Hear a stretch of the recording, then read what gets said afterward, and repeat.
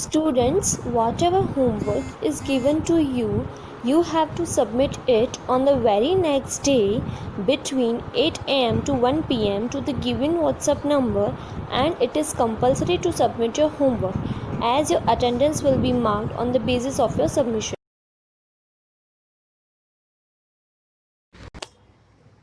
Hello, good morning students. Today we are going to learn the fourth chapter of 10th standard in Social Science, Literary Heritage of India.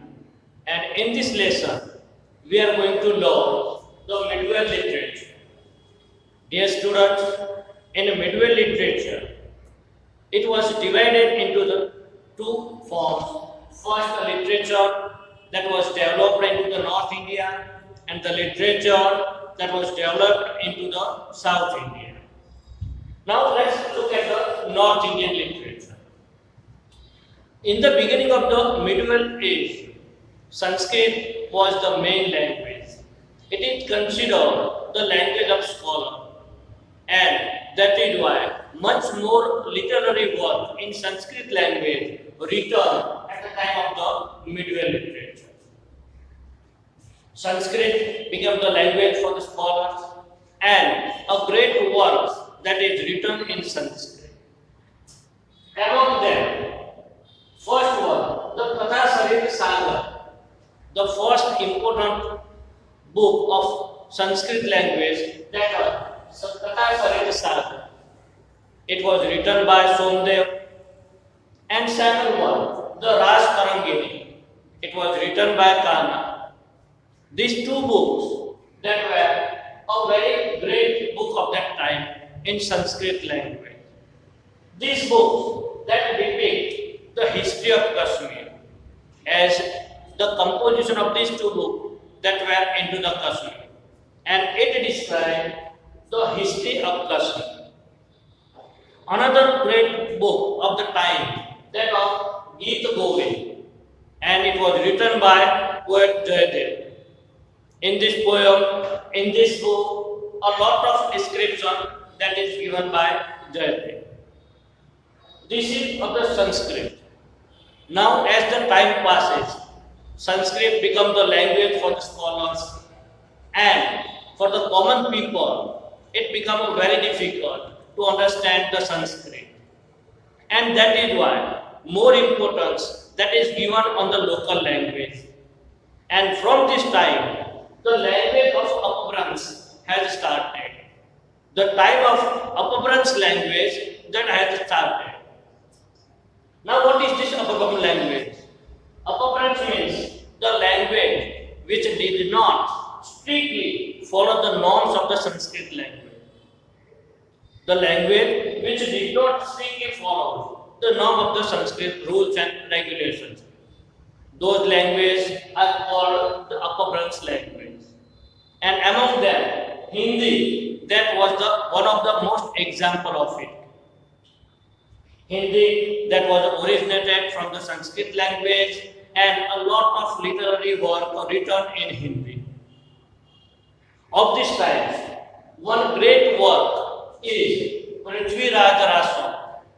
It was written by Chand Bardai. He had written the heroic deeds of the king Prithviraj Chauhan. He has discussed a lot of heroic deeds of Prithviraj Chauhan. Dear students, now let's look at the language of the Delhi Sultanate. As we know, Prithviraj Chauhan, he was the last powerful Hindu king of the time, and from them, the Muslim rulers, they have entered into the Indian rule. So during the Delhi Sultanate, there was the two forms of the language. The first was Khadi Boli and Brij Bhasha.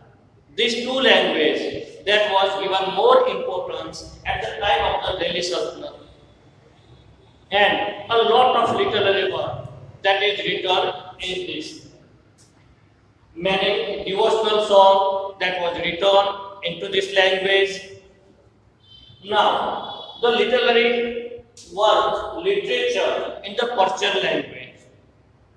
As we know, during the Delhi Sultanate, during the Muslim rule, the language of the court, that is the Persian language. As we know that many rulers, they came from there. So they have made the Persian language as the language of their court. On many were the rules and regulations that were written in the Persian language, and a lot of work written in it. Some of the major work of the Persian language are first one Tariq-e-Firoz. The major work of the Persian language, that was Tariq-e-Firoz. It was written by Jauddin Barai. He had written in this book the account of, a brief account of Khilji and Tughlaq wars. He has written a lot of stories and of that time. Then the another work of this time, that is Fatwa-e-Jahangir. Another work, Fatwa-e-Jahangir. It was a book on the political theory. A lot of political matters that is mentioned in the book. Amir Khusro, he was the major literary figure of the time. During the Persian language, Persian literature, Amir Khusro, he was the most outstanding literary figure of the time. He was a poet, he was a mystic saint, he was a historian, he was a great composer of music. And he has written a lot of work during this time. Besides that, one, the literature that was developed into the Bhojpuri and Awadhi language too. In this language, a lot of work are written. More importance that is given on the Bhojpuri and the Awadhi language by the local ruler, and they have written major dialect of UP and Bihar. Bhojpuri and Awadhi language, that is the major language of the UP and Bihar. During that time, Kabir, he was a great saint and a poet, and he had written a lot of work into this language. Kabir's Doha, that become the part of the folklore. Today, we repeated Kabir's Doha into the many times. Another one, several other literature that is done into the Awadhi and the Bhojpuri language, that was Sukh, that was Sadhugadi, that was written by Kabir. Another great work, that is the Padmavat. It was written in Awadhi and by the Malik Muhammad Jaisi. The third one great literature, that is Ramcharitmanas, and it was written by Tulsidas. So these are the major literary works of the medieval age, medieval time in North India. Now let us look at the literature that was developed in the South India. In the South India, still there was the effect of Sanskrit lies there. Sanskrit and Telugu, that was encouraged by the kings, by the local king of the present time, and that is why a lot of literary work that is written in this. The encouragement of the king of the Vijayanagar in the south, the king of the Vijayanagar, they were given a lot of encouragement on the literary work in both Sanskrit and the local languages. The local language for them, that is Telugu, Kannada, and the importance that is given there.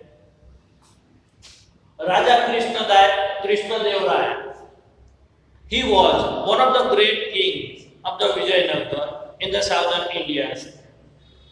He was a great king, and during his reign, a lot of literary work that has been composed. He himself was a Telugu and Sanskrit writer, and he himself had written a lot of work.